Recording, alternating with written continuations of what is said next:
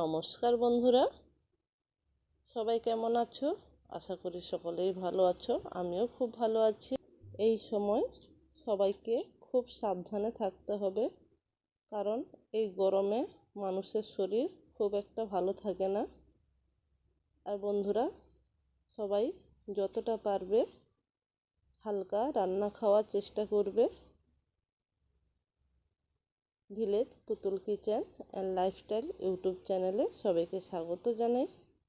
আজ আমি তোমাদের সঙ্গে একটা খুব সাধারণ রেসিপি শেয়ার করে নেব। কিন্তু বন্ধুরা, তোমরা যদি একবার আমি যে রেসিপিটা দেখাবো ওটা বানিয়ে খেতে পারো, তোমাদের প্রতিদিনই ইচ্ছে করবে বানিয়ে খেতে। চলো, সেই রেসিপি দিয়ে খাওয়ার জন্য আমি প্রথমে পরোটা ভেজে নিচ্ছি। তোমরা ভাত, রুটি, পরোটা, লুচি যে কোনো কিছুর সঙ্গেই খেতে পারো। আমি আমার বাড়ির সবাই পরোটা দিয়ে খাবে, তাই পরোটা বানিয়ে নিচ্ছি ঘি দিয়ে।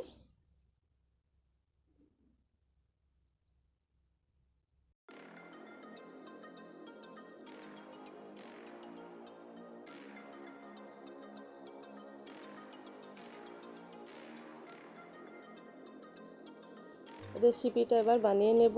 রেসিপির জন্য এখানে কি কি নিয়েছি দেখো। নিয়েছি আলু, লাউ, পটল, কুমড়ো, বাঁধাকপি, পেঁপে, সঙ্গে আদা, কাঁচা লঙ্কা, টমেটো সব কিছু কেটে সুন্দরভাবে ধুয়ে পরিষ্কার করে নিয়েছি। এরপর দেখো, ননস্টিক কড়াইতে বেশ কিছুটা পরিমাণ তেল নিয়ে নিয়েছি, সাদা তেল নিয়েছি। এখানে পনির নিয়েছি। প্রথমে পনিরগুলো ভেজে নেব।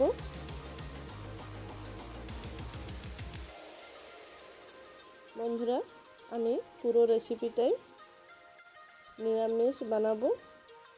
যে কোনো নিরামিষ দিনে তোমরা এই রেসিপিটা বানিয়ে নিতে পারো, বা যদি রেসিপিটা তোমাদের ভালো লাগে একবার বাড়িতে নিরামিষ বানিয়ে দেখো, খুব ভালো লাগবে। পনিরগুলো ভেজে নেওয়া হয়ে গেছে। একটা পাত্রে আমি সব রেখে দিচ্ছি।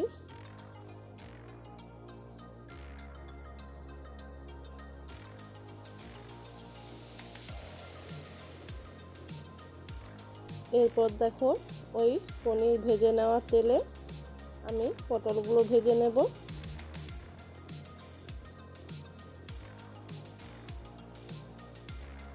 অল্প করে লবণ দিয়ে দিচ্ছি, হলুদ দেব না।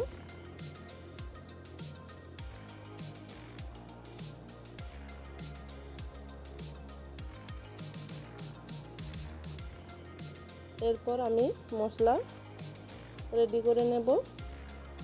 আদা কুচি করে রেখেছিলাম, আদা দিয়ে দিলাম, সঙ্গে কাঁচা লঙ্কা, টমেটো, কাঁচা জিরে।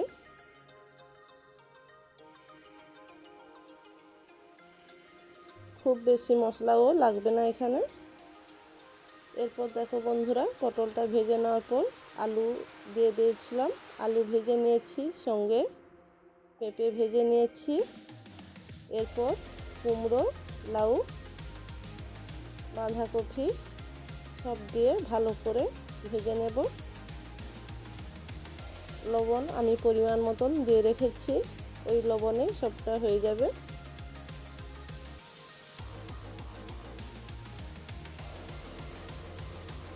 কিছুটা সময় নিয়ে সব কিছু আমি খুব সুন্দরভাবে ভেজে নেব। আমি সব কিছু ভেজে নিয়েছি।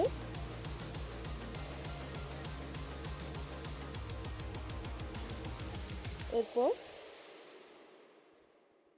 বাদাম ভেজে নিচ্ছি।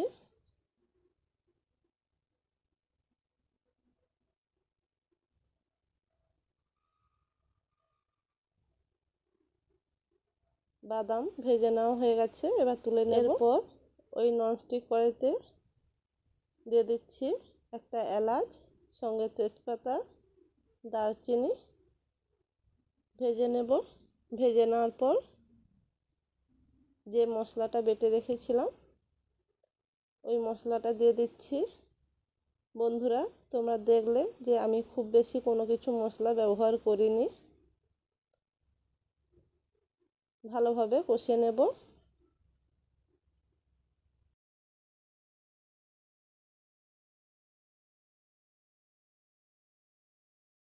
এরপর দিয়ে দিচ্ছি হলুদ গুঁড়ো, সঙ্গে লঙ্কার গুঁড়ো,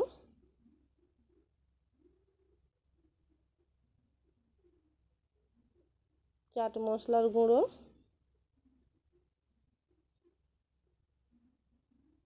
আবারও ভালোভাবে সব কিছু কষিয়ে নেব।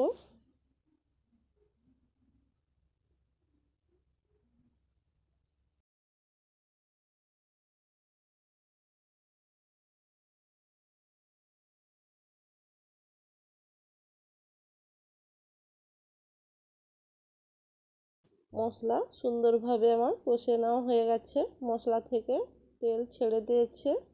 এবার আমি যে সবজিগুলো সব ভেজে রেখেছিলাম সব কিছু দিয়ে দিলাম। মশলার সঙ্গে ভালোভাবে মিশিয়ে নেব।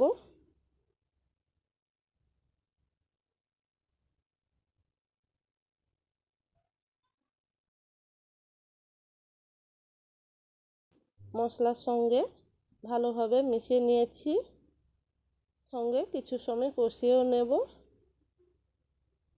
নেওয়ার পর পরিমাণ মতন জল দিয়ে দিচ্ছি, কারণ আমার এখানে প্রায় সব কিছু সেদ্ধ হয়ে আছে।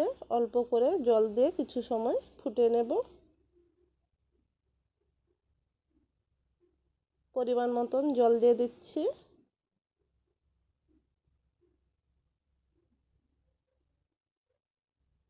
বন্ধুরা, আমার চ্যানেলে নতুন বন্ধু হয়ে থাকলে অবশ্যই বন্ধু হয়ে পাশে থেকো। এরপর আমি ভেজে রাখা পনিরগুলো দিয়ে দিচ্ছি। যদি কেউ এখনো পর্যন্ত লাইক না করে থাকো অবশ্যই লাইক করে দিও যদি রেসিপি ভালো লাগে।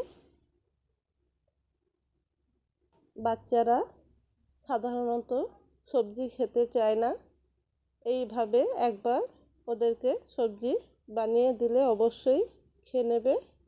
কিছু সময়ের পর আমি ঢাকনা খুলে নিলাম। আমার প্রায় সব কিছু সেদ্ধ হয়ে গেছে। দু একবার উল্টে পাল্টে আমি গ্যাসটা বন্ধ করে নেব।